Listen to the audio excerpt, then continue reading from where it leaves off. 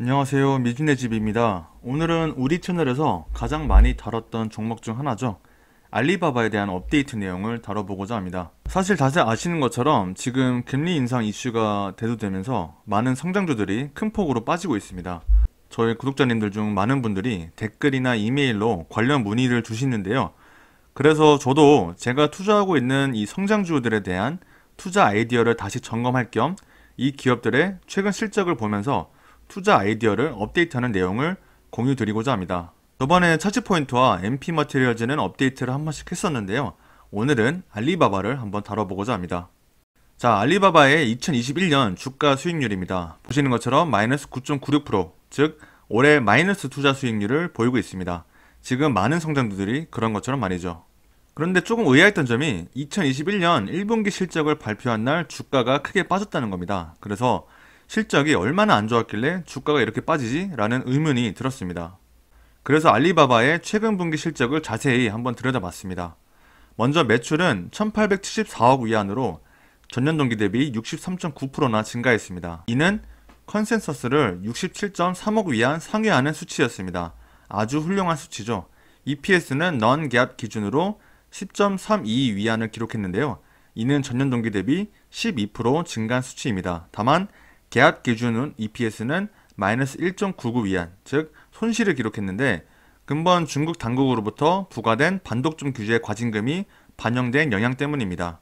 반독점 규제 관련해서는 이전 알리바바 영상에서 자세히 다룬 바 있으니까 참고하시면 좋을 것 같습니다. 잉여 현금 흐름은 마이너스 658억 위안을 기록했는데요. 전년 동기 대비 무려 84%나 개선된 수치입니다. 자, 한 가지 짚고 넘어가야 될 부분은 알리바바의 매출에는 최근에 인수한 선아트 리테일의 매출이 포함된 점입니다. 선아트 리테일은 미국의 코스코와 유사하다고 보시면 되는데요. 아무튼 이 인수된 기업의 매출을 제외하더라도 전년 동기 대비 40%의 매출 성장률을 기록했습니다. 정말 대단한 성장률이죠. 그래서 알리바바의 주가가 실적 발표 이후 크게 빠진 이유는 알리바바가 GAAP 기준 손실을 기록했는데 이는 몇 년 만에 처음으로 순손실을 기록한 수치라고 합니다. 그래서 시장에서는 굉장히 안 좋게 받아들인 것 같고요. 그런데 이 부분을 조금 더 자세히 들여다보면 말이죠. GAAP 기준, 즉 Generally Accepted Accounting Principles 기준으로 작성된 순이익에는 중국 당국으로부터 부과된 반독점 규제 위반 벌금 182.2억 위안이 반영이 됐습니다. 그런데 이런 벌금은 이례적인 성격의 항목입니다. 다시 말해서 앞으로 매 분기 정기적으로 발생하는 항목이 아니라는 거죠. 그래서 이러한 이례적인 성격의 항목은 제외하는 non-GAAP 기준으로 봤을 때는 알리바바의 순이익은 262.2억 위안으로 순이익을 기록했습니다. 참고로 이 수치는 전년 동기 대비 17.6%나 증가한 수치입니다. 아주 좋은 실적이라는 겁니다. 그리고 주요 부문별 매출을 보면 중국 리테일, 즉 이커머스 부분의 매출은 전년 동기 대비 74% 증가했고요.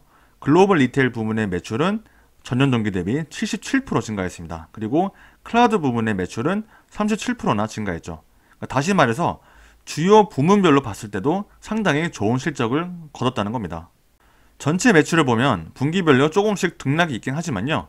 전체적인 추세를 봤을 때는 꾸준히 증가하고 있다는 것을 확인할 수 있습니다. 이커머스 부분은 여전히 견고하고요. 클라우드 부분, 미디어 앤 엔터테인먼트 부분도 성장 중에 있는 것을 확인할 수 있습니다. 중국의 이커머스 연간 활성화 사용자는 8.1억 명으로 직전 분기 대비 320만 명이나 증가했고 모바일 월간 사용자는 9.25억 명으로 직전 분기 대비 2,300만 명이 증가했습니다. 참고로 중국의 이커머스 시장은 전 세계에서 가장 빠르게 성장하고 있는 시장 중 하나인데요. 2023년까지 연평균 16%씩 성장하고 있습니다. 이러한 이커머스 시장에서 알리바바는 2021년 약 56%의 시장 점유율을 확보할 것으로 예상되고 있고요. 이는 중국 시장에서 압도적인 1위입니다. 2위인 JD.com이 18%의 점유율에 불과하니까 말이죠. 중국에서는 이처럼 압도적인 지위를 누리고 있는 가운데 글로벌 이커머스 시장 진출도 확대하고 있습니다. 아직 시장 초기 단계이지만 전 세계에서 가장 높은 성장률을 보일 것으로 기대하는 동남아시아 시장에서도 두각을 나타내고 있는데요. 여기 보시는 것처럼 알리바바의 자회사인 라자다는 동남아시아 주요 국가에서 1, 2위의 사용률을 보이고 있습니다. 점차 동남아에서 영향력을 확대해 나갈 것으로 보이고요. 동남아시아 이외에도 트렌디올이라는 터키의 스타트업 기업에 투자하면서 터키 시장에도 진출해 있고 남아시아 최대 이커머스 플랫폼 중 하나인 다라지에 투자하면서 글로벌 시장 진출을 확대하고 있습니다. 그 다음에 주목할 부분은 바로 클라우드 부분입니다. 알리바바 클라우드 부분은 전년 동기 대비 매출이 37% 증가했는데 주로 IT 부분, 공공 부분, 그리고 금융 부분에서의 고객이 증가한 요인이 큽니다.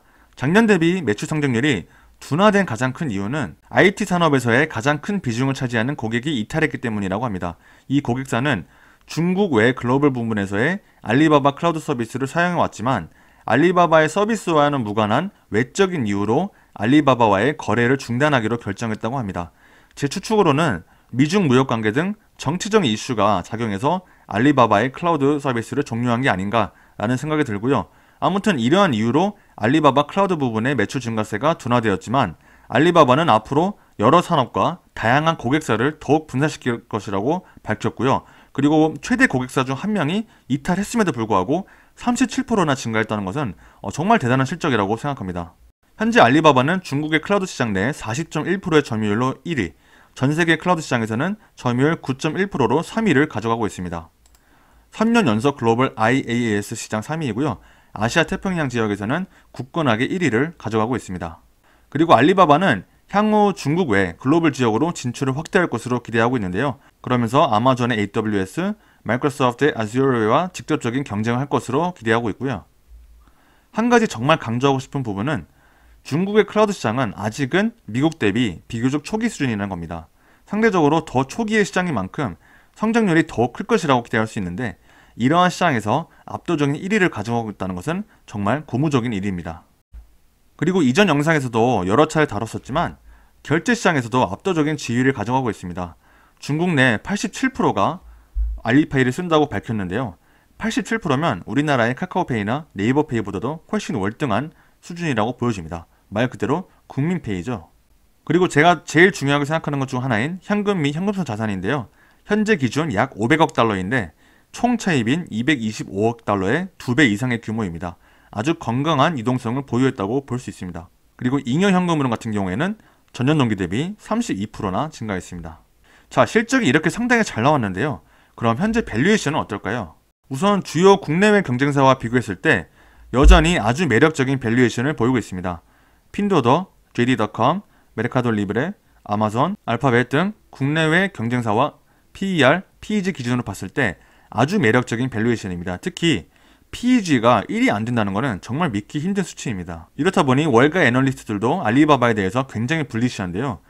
33명 중 31명이 매수 의견을 내고 있고요. 목표 주가를 313.53달러를 제시하면서 현 주가 대비 약 49%의 업사이드가 있다고 보고 있습니다.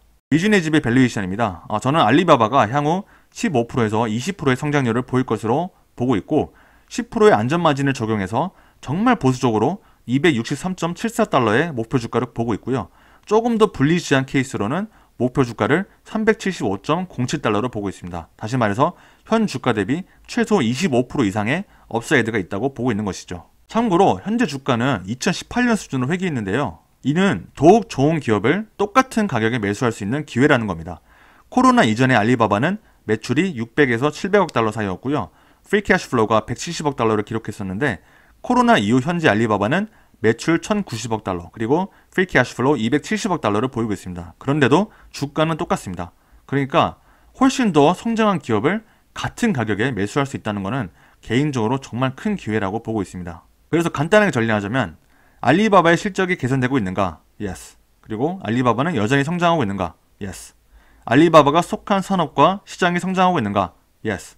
알리바바가 직면한 주요 리스크가 해소되었는가? 이건 부분적으로 예스입니다. 그래서 이러한 상황에서 주가가 계속 하락한다는 것은 아주 좋은 기업을 아주 매력적인 가격에 매수할 수 있는 아주 좋은 기회라는 결론 위에는 떠오르지가 않습니다. 그래서 저는 알리바바의 비중을 이번 기회에 더욱 확대했습니다. 모두가 두려워할 때 또는 모두가 외면할 때 주목을 해야 큰 수익을 거둘 수 있다고 우리 버핏 형님께서 말씀하셨고 저도 이에 크게 공감하는 부분입니다. 주가에 신경 쓰기보다는 그 기업의 펀더멘털에 더욱 주목하면 더욱 좋은 투자 결과를 맞이할 수 있을 거라 의심치 않습니다. 자, 오늘 영상도 마음에 드셨다면 좋아요 한 번씩 부탁드리고요. 향후 지속적인 업데이트를 원하신다면 구독해주시면 될 것 같습니다. 피드백은 언제든지 댓글로 환영합니다. 긴 영상 시청해주셔서 대단히 감사드리고요. 항상 안전하고 즐거운 투자하시기 바랍니다. 감사합니다.